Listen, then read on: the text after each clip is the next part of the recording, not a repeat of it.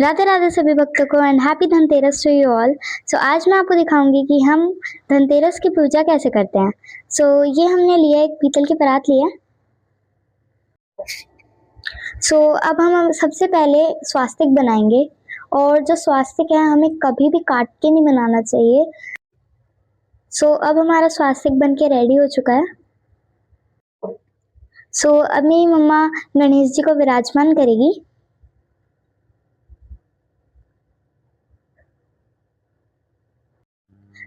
और लो, अब मम्मा ने हमारे धन्वंतरी महाराज को विराजमान भी कर दिया, और अब मम्मा ने इन्हें प्यारा सा हार भी पहना दिया। इस दिन हमारे यहाँ पे चांदी के सिक्के का पूजन होता है। अब मम्मा ने एक जल का लोटा भी रख दिया है। और आज के दिन ना धनिया बहुत ज्यादा शुभ माना जाता है, इसलिए हमने धनिया भी रखा है।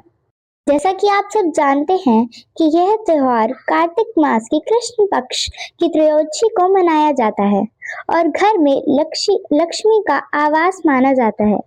क्या आप लोगों को पता है कि इस दिन धन्वंतरी वैद्य समुद्र से अमृत कलश लेकर प्रकट हुए थे, इसलिए धनतेरस को धन्वंतरी जयंती भी कहा जाता है।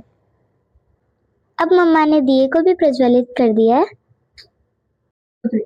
अब हम पूजन कर रहे हैं। ओम गणनन्त्वा गणपति हंगवामहे, ओम प्रियनन्त्वा प्रियपति हंगवामहे, निधिनन्त्वा निधिपति हंगवामहे, वसोमम आहम जामि गर्भदम त्वं जासि गर्भदम। श्री गणेशाय नमः।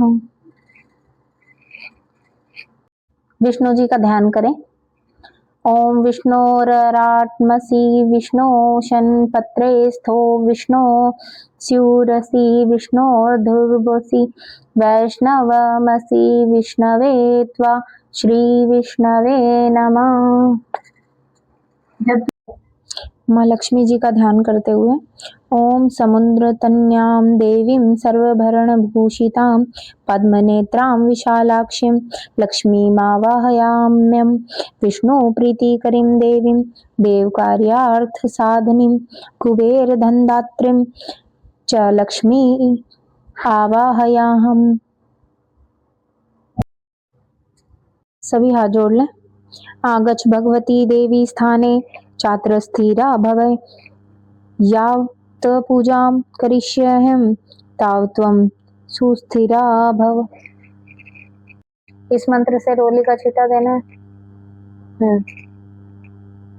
ओम श्रीश्च ते लक्ष्मीश्च पत्न्या वहो रात्रे पाशर्वे नक्षत्राणि रूपमश्विनो व्यातम् ईशनिशाण मुमीशाण सर्वलोकम निशाण। रोली का छींटा चलाओ।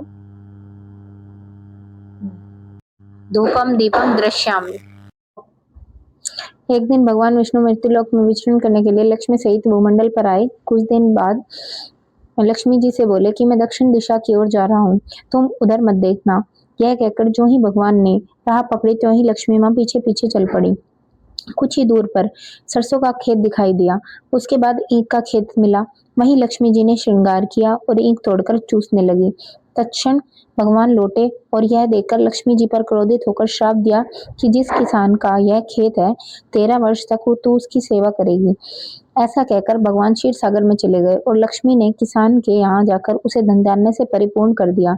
तत्पश्चात 12 वर्ष के बाद लक्ष्मी जी जाने के लिए तैयार हुई, किंतु किसान ने रोक लिया। भगवान जब किसान के यहाँ लक्ष्मी जी को बुलाने आए तो किसान ने लक्ष्मी को जाने नहीं दिया।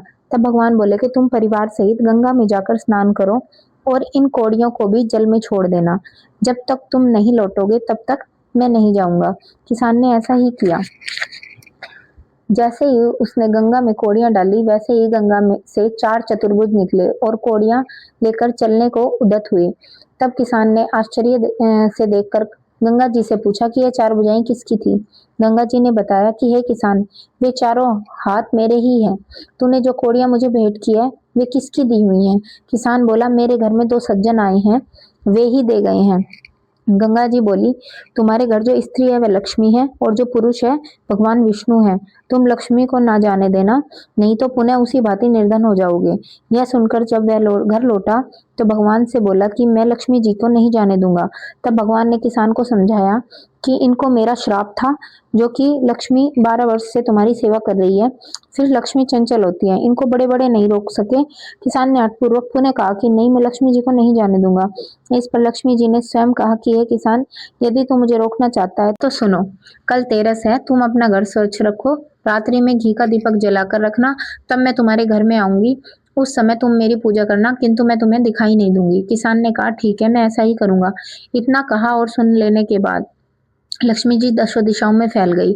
दूसरे दिन किसान ने लक्ष्मी जी के कथा अनुसार पूजन किया, उसका घर धन धान्य से परिपूर्ण हो गया। इसी भांति वह हर वर्ष तेरस के दिन लक्ष्मी जी की पूजा करने लगा।